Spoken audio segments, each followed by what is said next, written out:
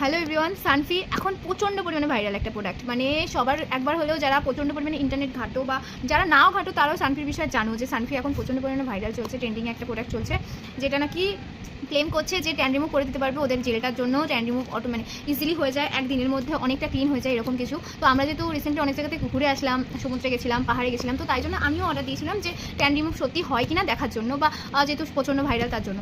কিন্তু আমরা অর্ডার দিয়েছিলাম 30শে এপ্রিল প্রোডাক্টটা। আজকে আমাদের কাছে 27 তারিখে প্রোডাক্টটা এসছে, যেখানে কথা ছিল 3-4 দিনের মধ্যে ডেলিভারি কমপ্লিট হবে। সেখানে এসছে 27শে মে প্রোডাক্ট।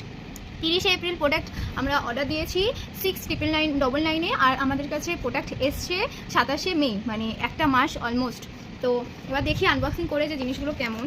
ফার্স্টে একটা নিয়েছিলাম 699-এ, 3টে জিনিস পেয়েছিলাম। একটা ছিল ব্ল্যাকেটস ওয়্যাক্স, যেগুলো তোমার নাকের জন্য, এটা আমার খুব ইউজফুল বলে মনে হয়েছিল, আমার তখন লাগতো তাই জন্য নিয়েছিলাম। তারপরে একটা রোল অন অর্ডার দিয়েছিলাম সানফিডি, সেটা এসছে। আর এইটা মোস্ট ভাইরাল এই জেলটা এসছে।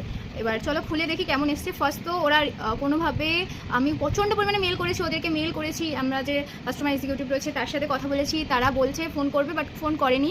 আমরা ভক্সা থেকে রিভিউ দেওয়ার পরে, মানে ভক্সা থেকে যখন আমরা বললাম, ক্লেম করলাম যে আমাদের কোনো রিভিউ, মানে আমাদের কোনো রেসপন্স করছে না, তখন গিয়ে ওরা মেল করলো সানফি থেকে।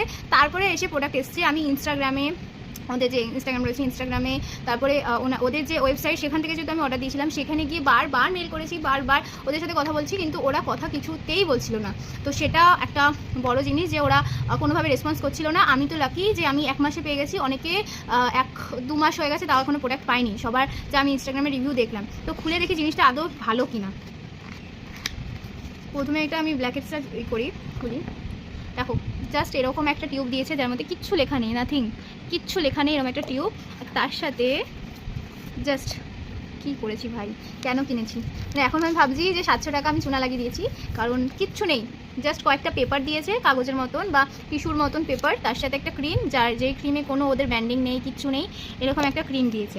জাস্ট লিটারালি আমি বারবার করে সবাইকে বলছি সানফি নিও না, ওয়েবসাইট থেকে তো নিওই না।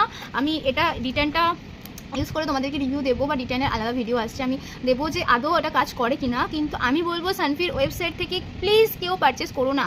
ফ্লিপকার্ট, অ্যামাজনেও সানফি অ্যাভেলেবেল রয়েছে, যদি তোমাদের ভালো লেগে থাকে তাহলে তোমরা পারচেস করো ওইখান থেকে, বাট ওয়েবসাইট থেকে পারচেস করো না।